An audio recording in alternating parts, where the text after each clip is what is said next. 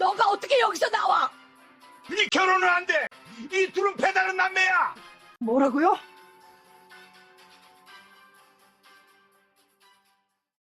금쪽 같은 내 아들 현수의 상견례 날이었어요.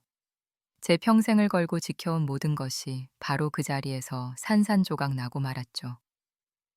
맞은편에는 웃으며 앉아 있어야 할 사돈이 아니라 제 인생을 망가뜨리고 떠났던 바로 그 사람이 앉아 있더군요. 어째서 행복의 정점이어야 할 상견례가 이토록 끔찍한 파국으로 치닫게 된 걸까요? 모든 것이 완벽해 보였던 그날 아침, 바로 그 순간으로 기억을 되짚어 봅니다. 겨울 새벽의 공기는 칼날 같았어요. 아직 해가 뜨려면 멀었는지 세상은 어둠에 잠겨 있었죠. 김이 모락모락 피어오르는 시장 골목, 커다란 트럭 한 대가 짐을 부리자 그 짐칸에서 한 여인이 망설임 없이 뛰어내렸습니다. 바로 저, 박금순이었습니다. 제 나이 69. 남들은 이제 편히 쉴 때라고 하지만 저에게 새벽 시장은 평생을 함께 해온 전쟁터와도 같은 곳입니다. 손에는 장갑 대신 수십 년간 굳어진 거친 굳은 살이 박혀 있었어요. 그게 제 인생의 훈장이었죠. 사장님, 오셨습니까? 젊은 직원이 허리를 숙여 인사했습니다. 저는 고개만 까딱하고는 곧바로 납품할 식자재 상자들로 향했어요. 저는 장갑도 끼지 않은 맨손으로 상자의 끈을 만져보고 포장 상태를 꼼꼼히 살폈습니다. 제 눈빛은 그 어떤 기계보다 정확했어요. 민수야, 이리 와봐. 이 박스끈 다시 묶어.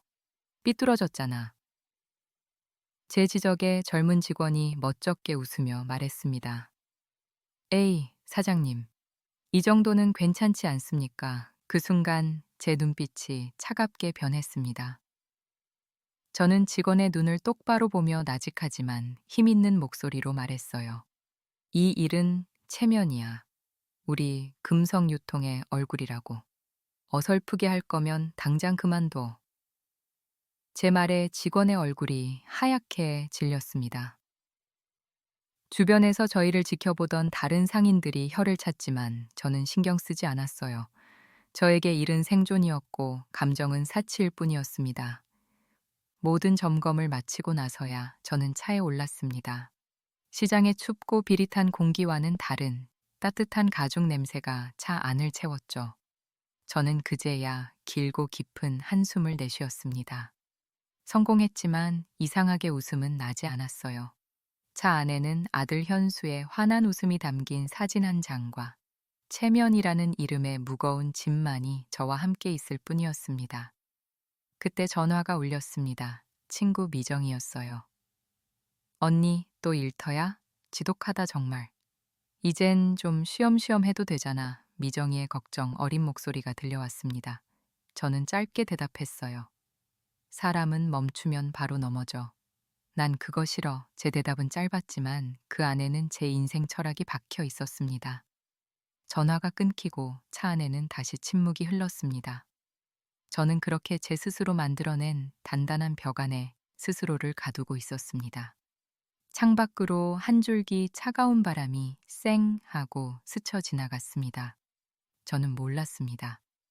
그 바람이 수십 년간 잊고 살았던 과거의 냄새를 싣고 오고 있었다는 것을요. 그렇게 차가운 생각에 잠겨 있을 때였어요. 갑자기 사무실 문이 벌컥 열렸습니다. 세상에 허락도 없이 제 사무실 문을 이렇게 열고 들어올 사람은 딱 한 명밖에 없죠. 제 오랜 친구 미정이었습니다. 언니, 또 일만 하고 있었어.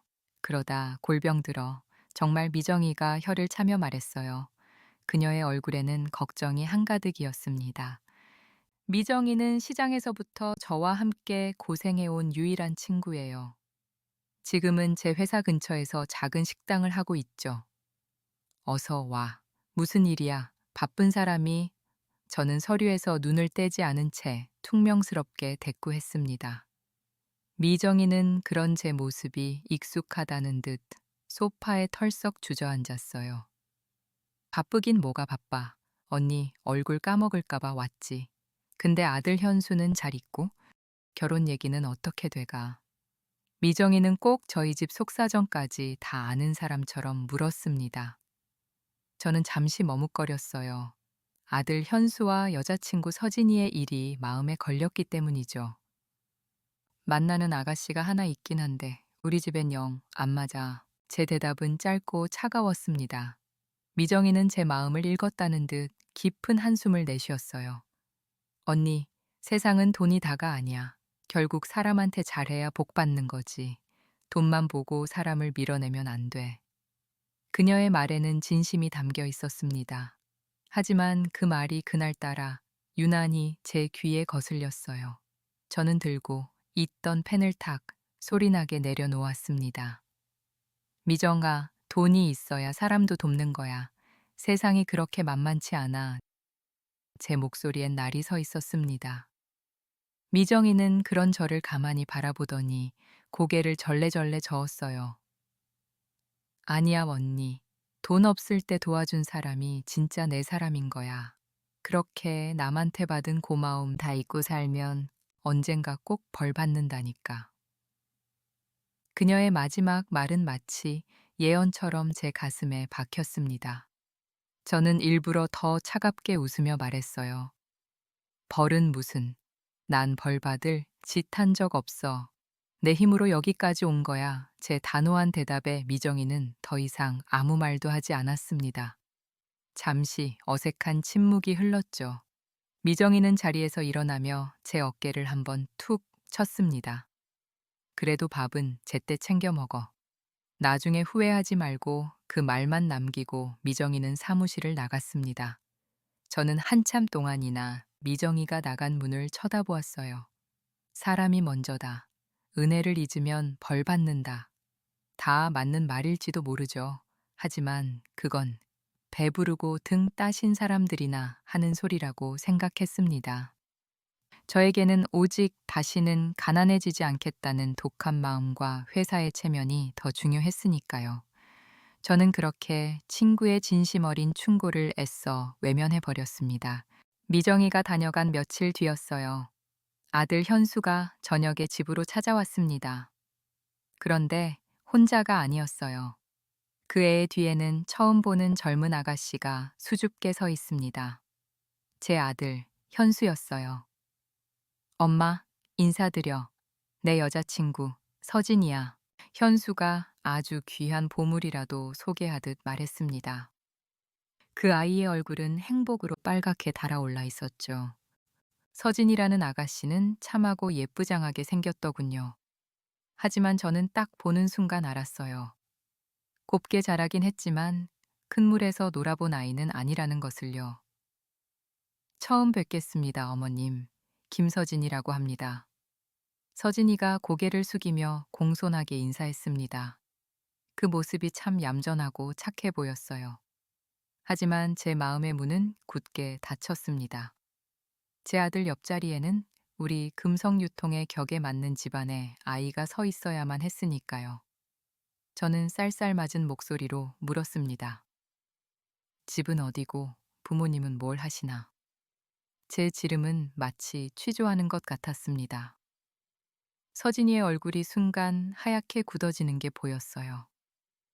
아버지는 작은 무역 회사를 하셨고 지금은 쉬고 계세요.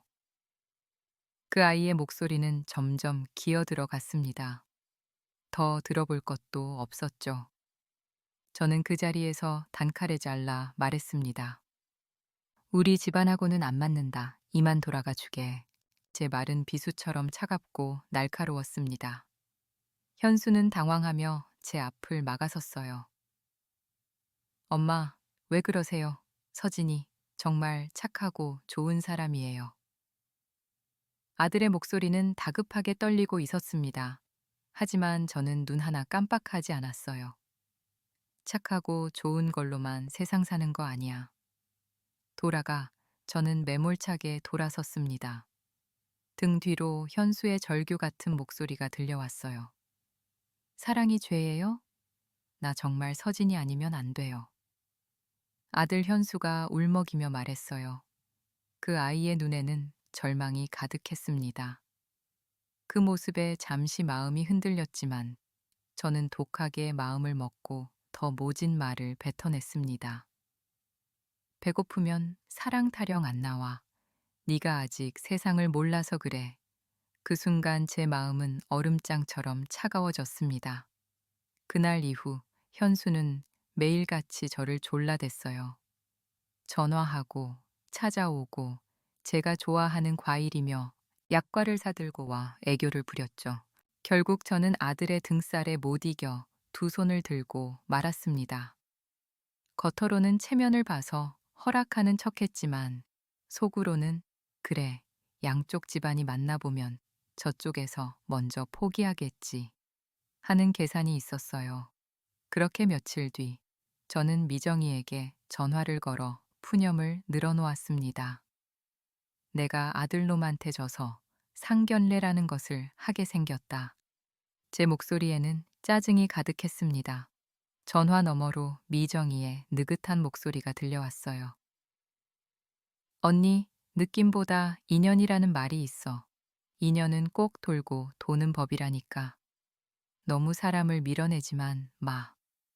미정이는 의미심장한 말을 남겼습니다. 저는 그저 운명 같은 건 믿지 않는다고 코웃음을 쳤죠. 하지만 저는 정말 몰랐습니다.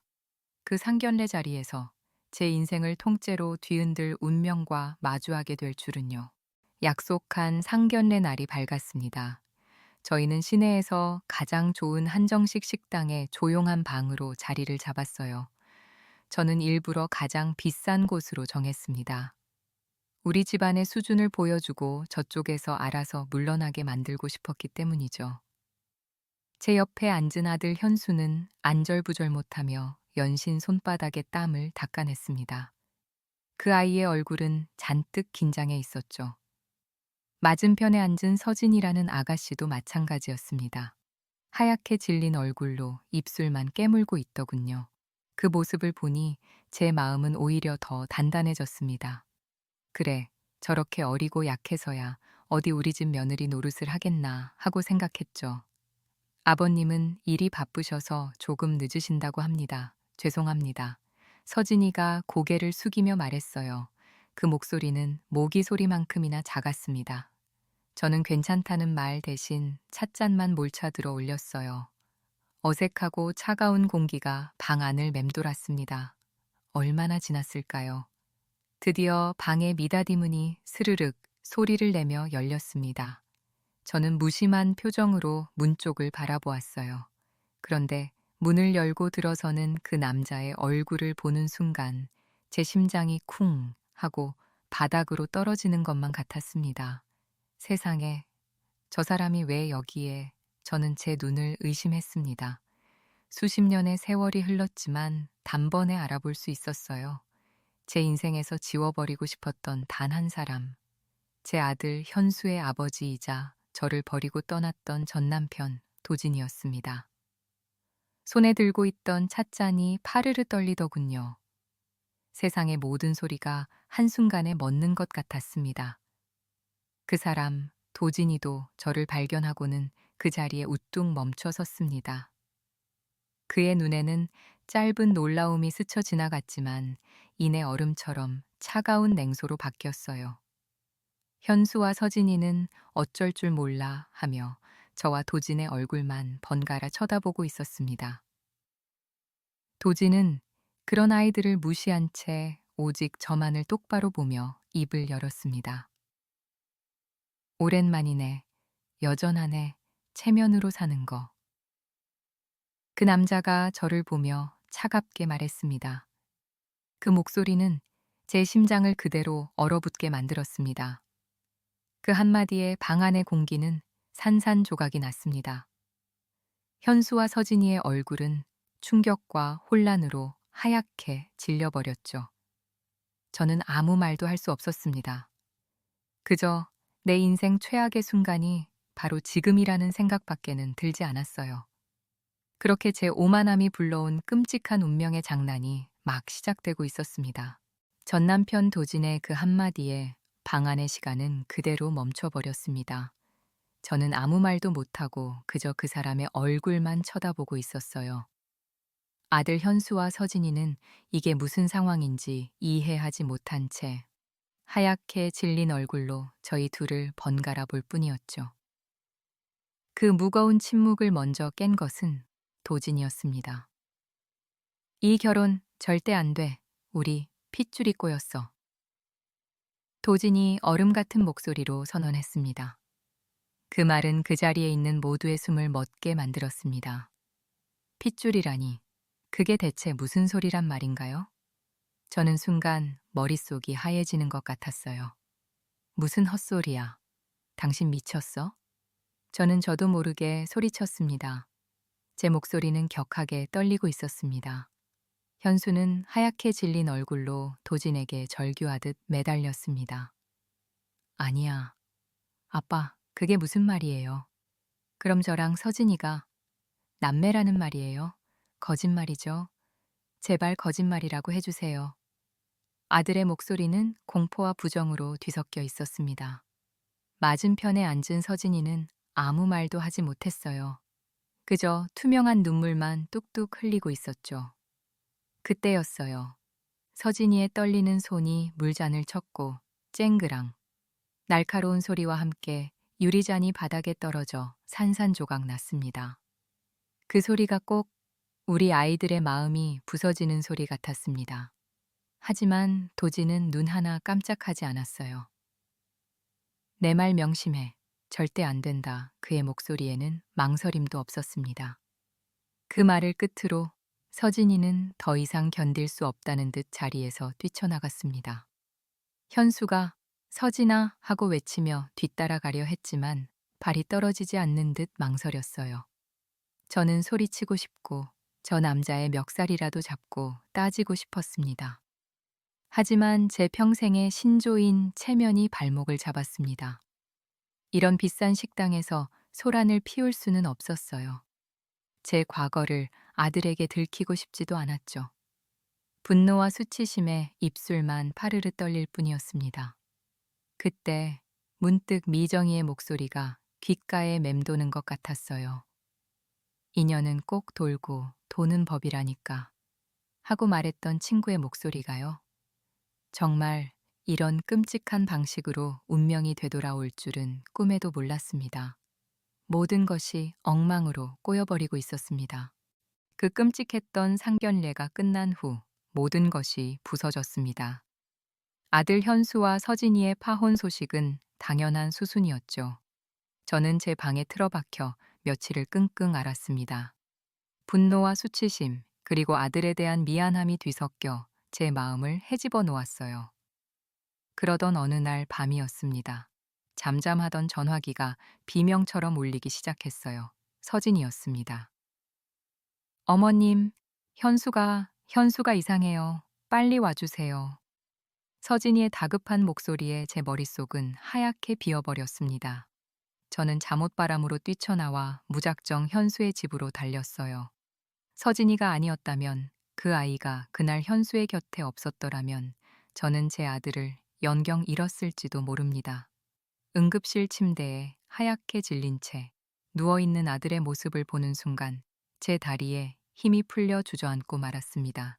수면제 과다 복용이라고 하더군요. 아들아, 정신 좀 차려. 엄마가 잘못했다. 제발 눈 좀 떠봐.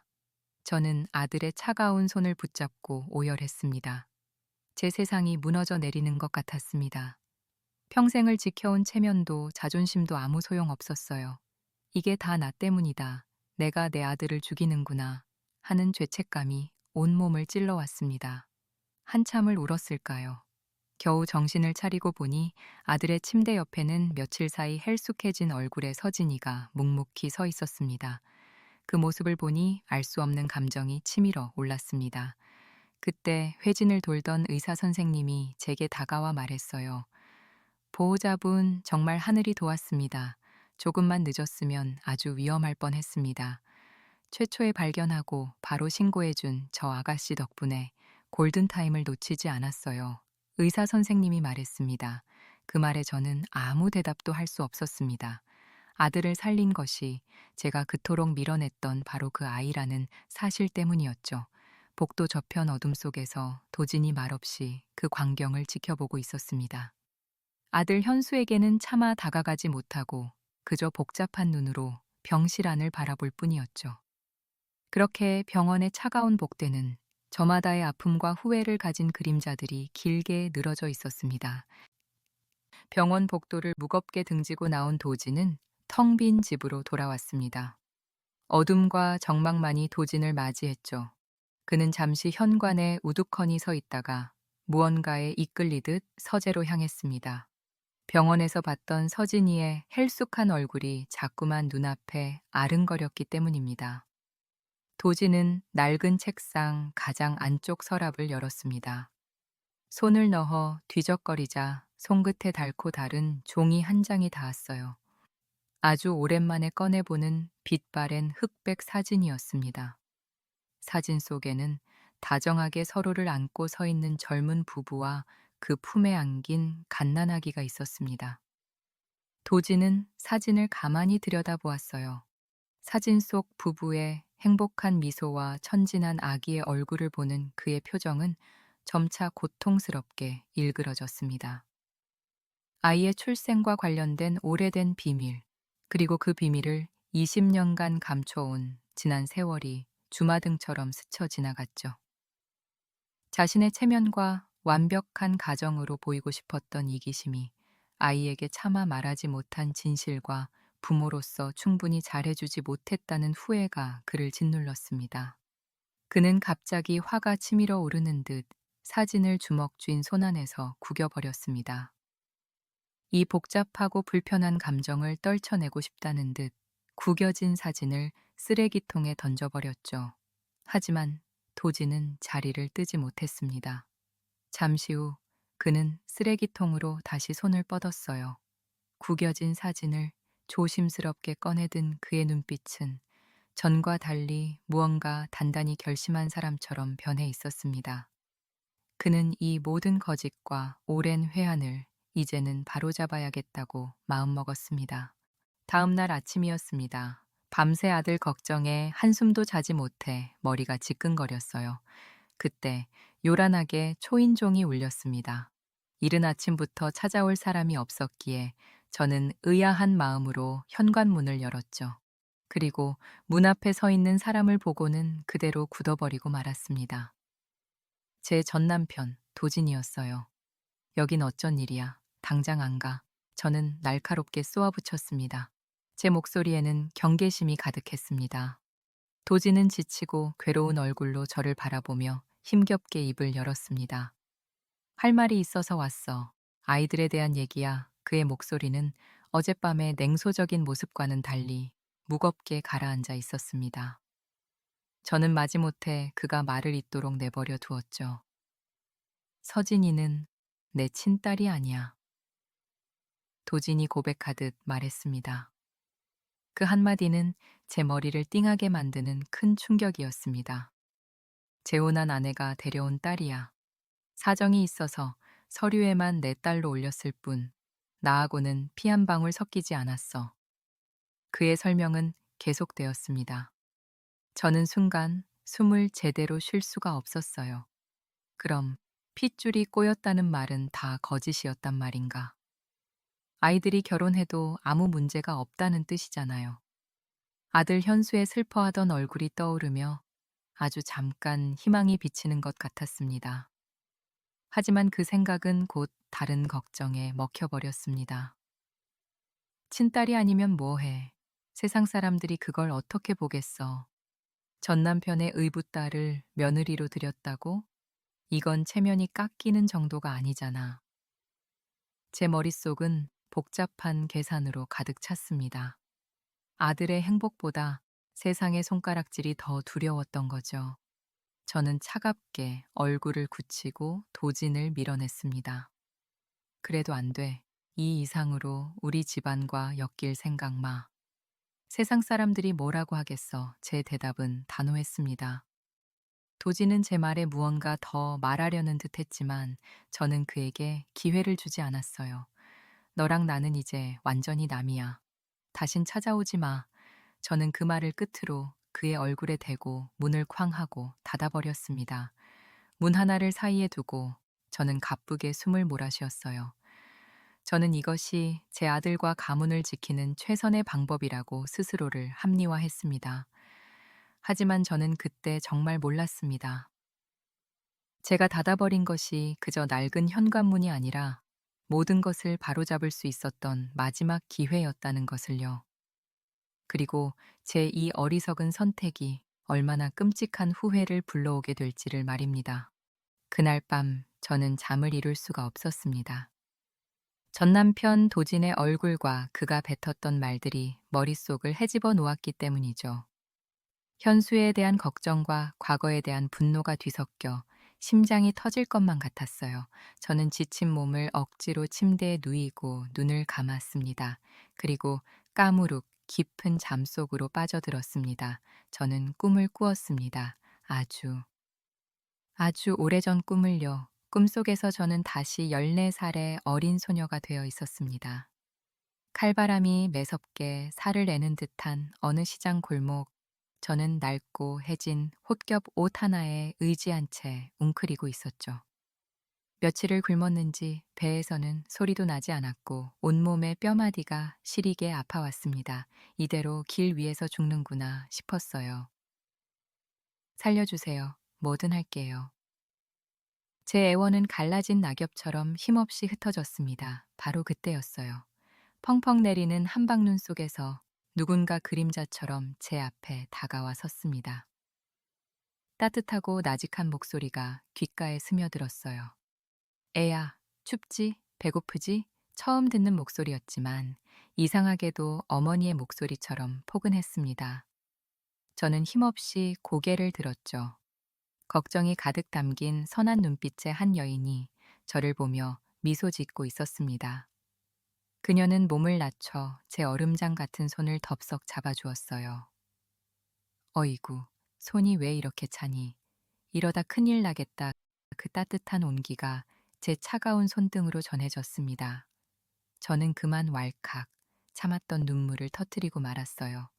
그녀는 그런 제 등을 말없이 토닥여 주었습니다. 뚝, 울지 말고 내일 새벽에 여기 시장 입구로 다시 나올 수 있겠니? 내가 일자리 하나 알아봐 줄게. 밥은 굶지 않게 해줄 테니 꼭 나와야 한다. 알았지? 그 약속은 꺼져가던 제 삶의 불씨를 되살리는 주문과도 같았습니다. 흑. 저는 저도 모르게 흐느끼는 소리를 내며 잠에서 깨어났습니다. 제 뺨 위로 뜨거운 눈물이 흐르고 있었어요. 방 안은 어두웠고 모든 것이 현실이었습니다. 방금 전까지 제 손을 잡아주던 따뜻한 온기는 간데없었죠. 저는 한참 동안이나 멍하니 천장만 바라보았습니다. 방금 그건 꿈? 왜 갑자기 화영 언니가 꿈에 나온 거지? 수십 년 동안 단 한 번도 떠올린 적 없던 얼굴이었습니다. 그런데 왜 하필 지금일까요? 저는 애써 고개를 저었습니다. 도진, 그 사람을 봐서 그런가. 재수 없는 얼굴을 봤더니 잊고 살았던 옛날 생각이 다 나는구나. 저는 그렇게 대수롭지 않게 넘기기로 했습니다. 그저 피곤해서 꾸는 뒤숭숭한 꿈일 뿐이라고 스스로를 다독였죠. 하지만 제 마음 한구석에는 쉽사리 지워지지 않는 작은 파문이 일고 있었습니다. 밤새 뒤숭숭한 꿈자리에 시달린 저는 다음 날 아침 일찍 다시 병원으로 향했습니다. 그저 아들 얼굴이나 봐야 마음이 놓일 것 같았기 때문이죠. 꿈은 꿈일 뿐이라고 애써 마음을 다잡았지만 어젯밤 꿈속 화영 언니의 얼굴이 자꾸만 눈앞에 어른거렸습니다. 병실은 여전히 조용했어요. 현수는 곤히 잠들어 있었고 서진이는 밤을 꼬박 사운 듯 피곤한 얼굴로 의자에 앉아 책을 읽고 있었습니다. 제가 들어서는 소리에 그 아이는 깜짝 놀라 자리에서 일어났어요. 어머님, 오셨어요? 서진이가 조심스럽게 물었습니다. 그 목소리는 며칠 사이 반쪽이 되어 있었습니다. 저는 대답 대신 고개만 까딱하고는 아들의 침대 맡으로 다가갔습니다. 현수의 이마에 손을 대보니 아직 미열이 남아 있었어요. 물수건 좀 차게 갈아와야겠다. 제가 혼잣말처럼 중얼거리자 서진이가 얼른 자리에서 일어났습니다. 제가 해올게요, 어머님. 앉아 계세요. 그 아이는 익숙하게 대야에 찬물을 받아와 물수건을 정성껏 짜서 현수의 이마에 올려주었습니다. 그 모습을 보니 마음이 또 복잡해졌죠. 그때 서진이는 자신의 이마에 송골송골 맺힌 땀을 닦기 위해 주머니에서 무언가를 꺼냈습니다. 요즘 젊은이들은 잘 쓰지도 않는 낡고 하얀 천 손수건이었어요. 저는 무심코 그 손수건을 바라보다가 순간 숨을 멈췄습니다. 손수건 귀퉁이에 아주 익숙한 모양의 자수가 놓여 있었기 때문입니다. 서툴지만 한 땀 한 땀 정성이 담긴 작은 목련꽃 자수였어요. 그 작은 꽃자수를 보는 순간 제 머릿속에서 수십 년간 굳게 잠겨 있던 기억의 문이 활짝 열리고 말았습니다. 아주 오래전 제 15번째 생일날이었죠. 화영 언니는 밤새 만들었다며 수줍게 손수건 한 장을 건네주었습니다. 바로 그 목련꽃 자수가 놓인 손수건이었어요. 금수나 목련 꽃말이 뭔지 아니? 고귀한 사랑이란다. 나중에 우리 금순이도 꼭 이런 사랑을 하렴. 화영 언니가 말했어요. 그 목소리는 봄 햇살처럼 따뜻했습니다. 저는 그 손수건을 보물처럼 품에 넣고 다니다 몇 해 뒤 복잡한 시장통에서 소매치기를 당하며 잃어버리고 말았죠. 아니야, 설마. 세상에 똑같은 손수건이 있을 수도 있지. 저 애가 저걸 가지고 있을 리가 없어. 저는 애써 고개를 저으며 생각을 떨쳐내려 했습니다.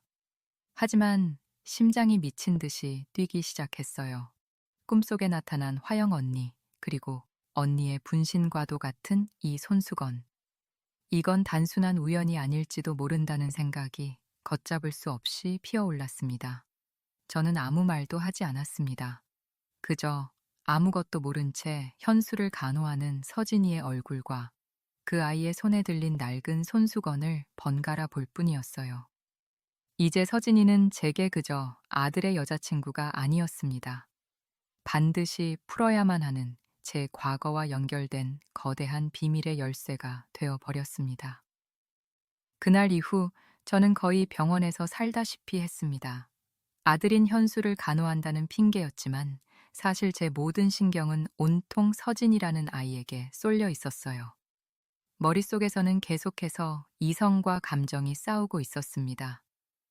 아니야, 세상에 닮은 손수건 하나쯤 있을 수 있지. 하고 이성이 말하면 하지만 그건 화영 언니의 손길이 담긴 세상에 단 하나뿐인 물건이었어. 하고 감정이 맞받아쳤죠. 저는 그저 서진이를 지켜보는 것 말고는 할 수 있는 게 없었습니다. 그 아이의 사소한 행동, 무심코 뱉는 말 한마디라도 놓치지 않으려고 애썼어요. 하지만 며칠이 지나도 그 아이는 그저 묵묵히 현수의 곁을 지킬 뿐 특별한 점은 보이지 않았습니다. 제 의심이 그저 늙은이의 망상은 아니었을까 하는 생각마저 들기 시작했죠. 그러던 어느 늦은 밤이었습니다. 현수의 열이 다시 조금 오르기 시작했어요. 서진이는 지친 기색도 없이 일어나 찬물에 적신 수건으로 아들의 몸을 정성껏 닦아주었습니다. 병실 안에는 약 냄새와 함께 규칙적인 기계음 소리만이 희미하게 울리고 있었죠. 그렇게 한참 동안 현수를 간호하던 서진이가 아마 아들을 안심시키려 했던 모양입니다. 아주 나직한 목소리로 노래를 흥얼거리기 시작했어요. 너무나 지쳐 있었기 때문일까요? 그 아이는 제가 바로 옆에 있다는 사실도 잊은 듯 했습니다. 처음에는 그저 웅얼거리는 소리인 줄 알았어요. 하지만 그 익숙한 가락이 제 귓가에 선명하게 들려오는 순간 저는 온몸의 피가 차갑게 식는 것 같았습니다. 바람이 불어도 괜찮아요. 꺼지지 않는 불빛이 있으니 심장이 쿵 하고 내려앉았습니다. 며칠 전 제 꿈속에 나타났던 화영 언니. 언니가 저를 위로하며 늘 불러주던 바로 그 노래였습니다. 손수건은 우연일 수 있습니다. 세상에 닮은 물건 하나쯤 있을 수 있죠. 하지만 저 노래까지 우연일 수는 없었습니다. 화영 언니와 저 단둘만이 알고 있던 그 노래를 어떻게 서진이가 알고 있는 걸까요? 저도 모르게 자리에서 벌떡 일어났습니다. 제 움직임에 놀란 서진이가 노래를 멈추고 저를 바라보았어요. 어머님, 왜 그러세요? 그 아이가 걱정스러운 얼굴로 물었습니다. 저는 아무 대답도 할 수 없었어요. 그저 서진이의 얼굴과 제 꿈속 화영 언니의 얼굴, 그리고 낡은 손수건의 목련꽃 자수가 머릿속에서 마구 뒤엉켰습니다. 이제 더 이상 의심이 아니었습니다. 이건 확신이었습니다. 이 아이는 어떻게든 화영 언니와 연결되어 있었습니다. 저는 이 모든 비밀의 진실을 제 손으로 직접 파헤쳐야만 했습니다. 모든 것이 시작되었던 그곳, 바로 시장으로 가야겠다고 저는 그 순간 결심했습니다. 저는 그 길로 병원을 나섰습니다. 망설일 시간이 없었죠. 제 머릿속에는 오직 하나의 생각뿐이었습니다. 모든 것이 시작된 그곳으로 가야 한다. 운전대를 잡은 제 손은 수십 년의 세월을 거슬러 제가 처음 장사를 시작했던 남문시장으로 향하고 있었습니다. 시장은 이른 아침부터 활기가 넘쳤습니다. 하지만 제 눈에는 그런 풍경이 들어오지 않았어요. 저는 기억을 더듬어 시장 가장 구석진 곳, 옛날 채소 가게들이 모여 있던 골목으로 향했습니다. 수십 년 전 화영 언니와 함께 웃고 울었던 바로 그곳이었죠. 가게 주인들은 대부분 낯선 얼굴들이었습니다. 저는 지푸라기라도 잡는 심정으로 가장 나이가 많아 보이는 상인들에게 다가가 말을 걸었어요. 혹시 여기서 오래 장사하신 분 중에 화영이라는 아가씨를 기억하는 분이 계실까요? 제 물음에 대부분은 고개를 저었습니다. 너무 오래전 일이라 기억이 나지 않는다고들 했죠. 제 마음이 점점 타들어 가고 있을 때였습니다. 한쪽 구석에서 콩나물을 다듬던 한 할머니가 저를 유심히 쳐다보았어요. 댁은 누구요? 가만히 있자. 얼굴이 낯이 익은데 할머니가 저를 보며 말했습니다.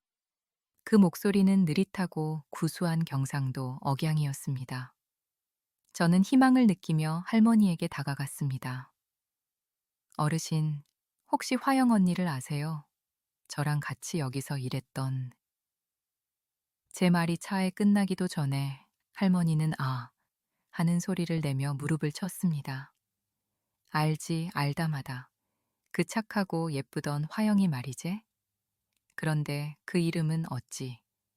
할머니의 눈이 동그래졌습니다. 저는 다급하게 할머니의 손을 붙잡았어요. 그 언니 소식 아시는 거 뭐라도 좋으니 말씀 좀 해주세요. 제발요, 제 간절한 부탁에 할머니는 한참 동안이나 먼 곳을 바라보았습니다. 그리고는 아주 조심스럽게 입을 열었죠. 그 언니한테 갓난쟁이 딸이 하나 있었지. 참말로 눈에 넣어도 안 아플 만큼 예쁜 아기였는데 할머니가 말끝을 흐렸습니다. 제 심장이 쿵 하고 내려앉았어요.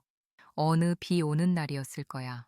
화영이가 갓난쟁이 딸을 안고 어딜 급하게 뛰어가는 모습을 봤다는 사람이 있었어. 그리고 그 길로 소식이 뚝 끊겨버렸어.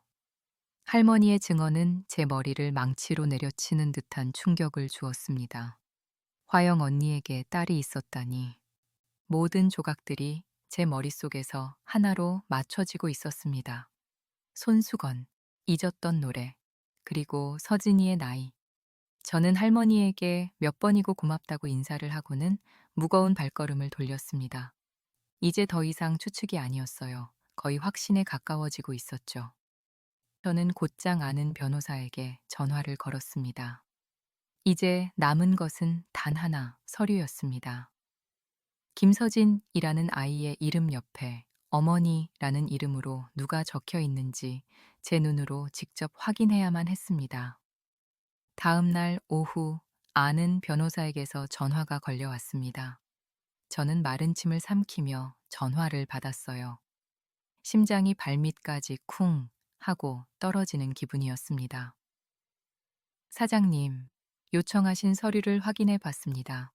일단 일반적인 가족관계 증명서상으로는 김서진 양의 어머니는 현재 아버님의 배우자로 되어 있습니다. 변호사의 목소리는 담담했습니다. 제 심장이 철렁 내려앉았어요. 그럼 내 생각이 틀렸단 말인가? 모든 것이 그저 우연이었단 말인가? 그런데 말입니다. 변호사가 말을 이었습니다. 저는 숨을 죽였어요. 저희가 최초 출생 기록 원본까지 확인해 보니 특이사항이 있었습니다. 서진 양이 태어났을 때 최초로 출생 신고를 했던 친모의 이름은 박화영으로 기록되어 있습니다. 얼마 후 법적 절차를 거쳐서 현재 어머니로 변경된 기록이 남아 있습니다. 그 말을 듣는 순간 제 세상은 완전히 무너져 내렸습니다. 화영 언니의 딸. 서류까지 바꿔가며 그 존재를 숨겨야만 했던 언니의 딸. 서진이는 제 목숨을 구해준 은인의 딸이었습니다. 그런데 저는 그런 아이에게, 제 아들을 살려준 아이에게 평생 씻을 수 없는 상처를 주고 말았던 겁니다. 전화가 끊긴 뒤에도 저는 한참 동안이나 멍하니 서 있었습니다. 눈물조차 나오지 않았어요. 저는 홀린 사람처럼 차를 몰았습니다. 정신을 차려보니 저는 수십 년 전 화영 언니와 함께 살았던 낡은 동네의 단칸방 앞에 서 있었어요. 모든 것이 변했지만 금방이라도 무너질 듯한 그 집만은 그대로 남아 있었습니다. 먼지 쌓인 문을 열고 들어가자 퀴퀴한 곰팡이 냄새가 코를 찔렀죠. 방 한구석에는 옛날 주인이 버리고 간 낡은 상자가 하나 놓여 있었습니다. 혹시나 하는 마음에 상자를 열어보았어요. 그 안에는 낡은 카세트 테이프 하나와 곱게 접힌 쪽지 한 장이 들어 있었습니다. 떨리는 손으로 쪽지를 펼쳤습니다. 그건 화영 언니의 필체였습니다.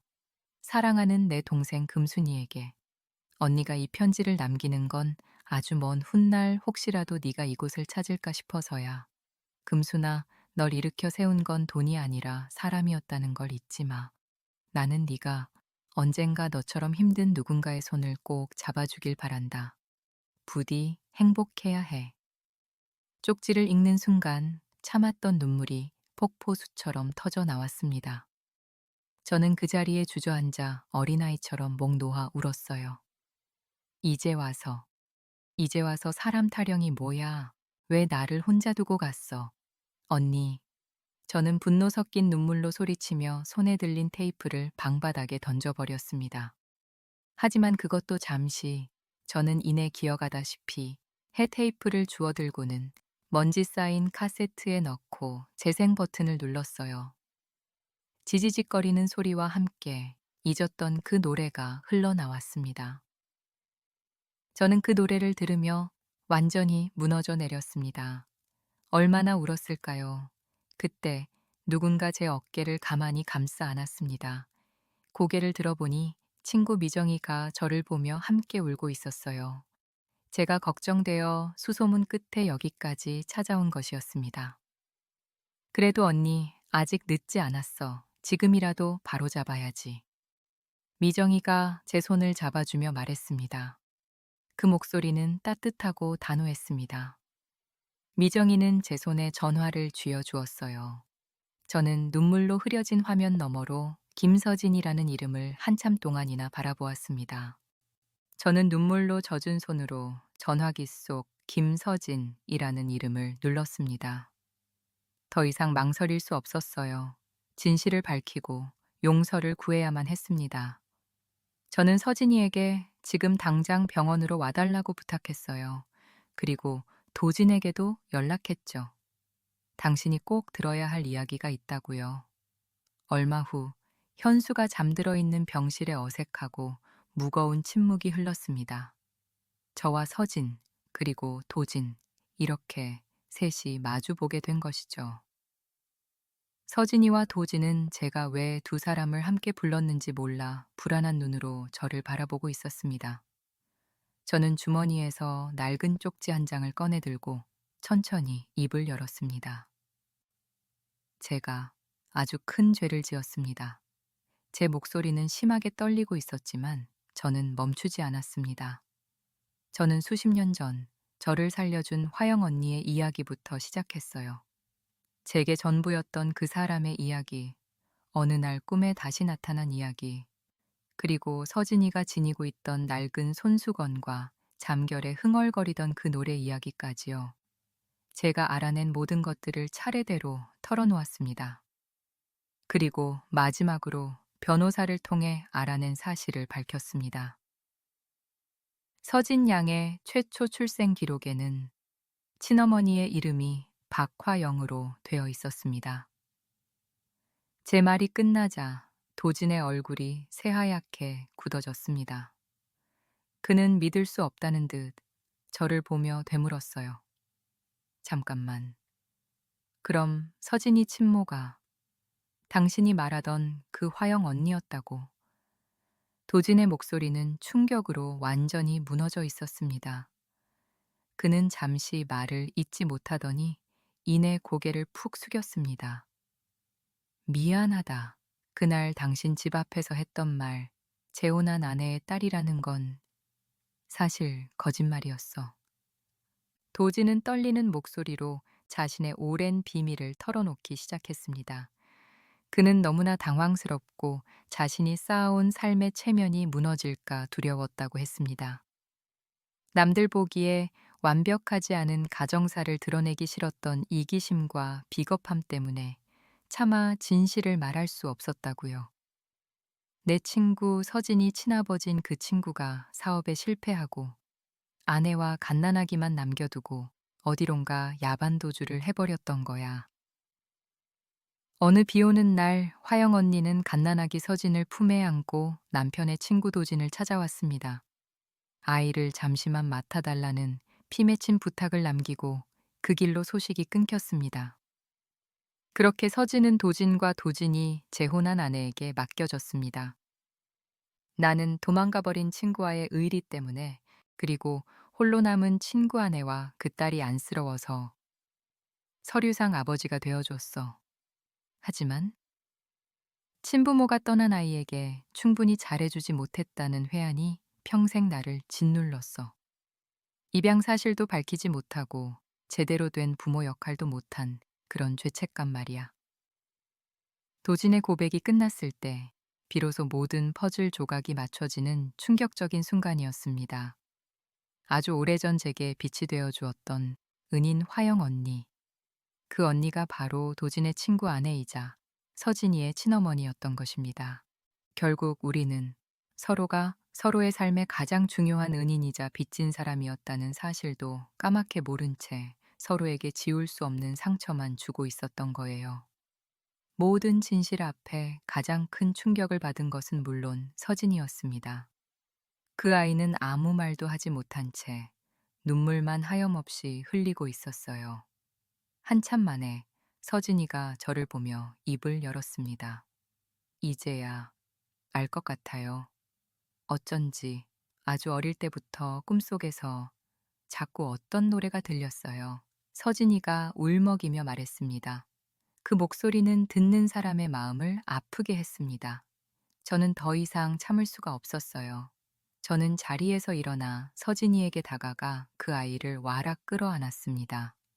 미안하다. 정말 미안하다, 아가씨. 이 못난 내가 내 은인의 딸도 못 알아보고 널 내쫓으려 했어. 정말 미안하다. 제 사과는 진심이었습니다. 서진이는 제 품에 안겨 어린아이처럼 엉엉 울기 시작했어요. 그리고 고맙다. 정말 고마워. 네가 내 아들을 살렸어. 저는 서진이를 더 굳게 안았습니다. 그때였습니다. 저희 등 뒤로 아주 희미하고 잠긴 목소리가 들려왔습니다.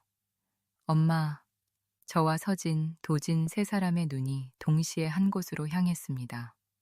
아들 현수가 아주 천천히 눈을 뜨고 있었습니다. 그 아이의 손가락이 저희를 향해 미세하게 움직이고 있었어요. 마치 저희의 화해를 계속 지켜보고 있었다는 듯이 말입니다. 며칠이 지났습니다. 현수는 놀라울 정도로 빠르게 회복했어요. 아들이 잠에서 깨어난 그날 이후 병실에는 한 번도 웃음이 끊긴 적이 없었습니다. 그날 아침도 따스한 새벽 햇살이 창문을 통해 병실 안을 환하게 비추고 있었죠. 저는 과도를 들고 사과를 깎고 있었습니다. 예전의 저였다면 상상도 못할 일이었죠. 어머님, 제가 할게요. 서진이가 제 손을 말렸습니다. 그 목소리에는 이제 어색함 대신 따뜻한 온기가 담겨 있었어요.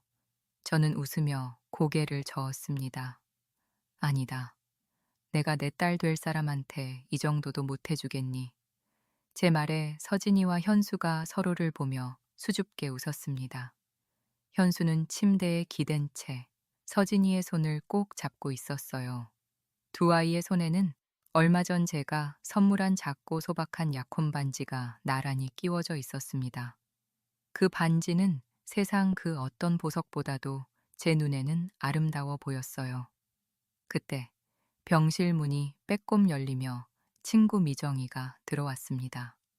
미정이는 저희 세 사람의 모습을 보더니 환하게 웃었어요. 어머나, 내가 뭘 본 거야. 우리 박금순 사장님이 직접 과일을 다 깎으시네. 미정이의 짓궂은 농담에 모두가 웃음을 터뜨렸습니다.